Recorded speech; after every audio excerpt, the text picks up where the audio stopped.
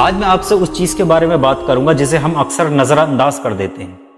इंसान सोचता है कि उसकी कामयाबी का ताल्लुक सिर्फ मेहनत से है, बल्कि यहां दो ताकतें काम करती हैं जो हमें दिखाई नहीं देती हैं। पहली किस्मत मतलब लक, दूसरी रिस्क जोखिम। देखो, एक ही सिक्के के दो पहलू। जब हम किसी कामयाब शख्स को देखते हैं तो हमारी तबीयत ये होती है कि हम उससे कहें कि वाह क्या दिमाग पाया है, लेकिन हम भूल जाते हैं कि दुनिया बड़ी ही कॉम्प्लेक्स है, पेचीदा है। देखो, लक की तारीफ ये होती है कि जब चीजें आपके काबू से बाहर हों लेकिन आपके हक में हो रही हों तो फिर वो किस्मत होती है, लक होता है। दूसरी तरफ रिस्क की तारीफ ये है कि अगर चीजें आपके काबू से बाहर हैं और आपके खिलाफ हो रही हैं तो फिर वो रिस्क है, जोखिम है। इसे एक इंटरेस्टिंग मिसाल से समझिए। बिल गेट्स जिस स्कूल में पढ़ते थे वहां कंप्यूटर था। उस वक्त दुनिया के करोड़ों बच्चों में से चंद बच्चों के पास ये मौका था।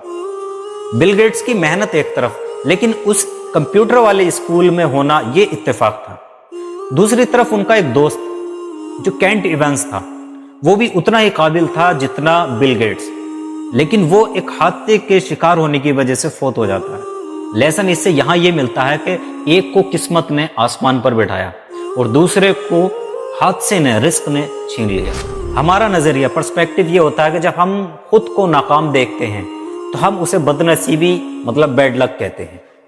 जब हम दूसरे को नाकामयाब देखते हैं तो हम उसे उसकी अयोग्यता मान लेते हैं, मतलब नाकाबिल मान लेते हैं, और हम कहते हैं कि आपको ये काम करना नहीं चाहिए था बिकॉज आप इस काम के काबिल नहीं थे। जबकि हमें समझना चाहिए कि दूसरों के नतीजों में कमेंट्री करने में थोड़ा संभलना चाहिए, बल्कि सबक ये सीखना चाहिए। पहला ह्यूमिलिटी मतलब आजिज़ी। जब आप कामयाब हो तो उस रब्बुल इज्जत के शुक्रगुजार बने, क्योंकि आपकी कामयाबी में सिर्फ आपकी मेहनत नहीं है, आपकी किस्मत का भी हाथ है।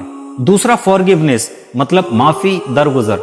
जब आप फेल हो तो आप खुद को कोसे नहीं, खुद पर सख्त नहीं पड़े, खुद को बुरा भला नहीं कहें। शायद वो रिस्क था, आपकी गलती नहीं।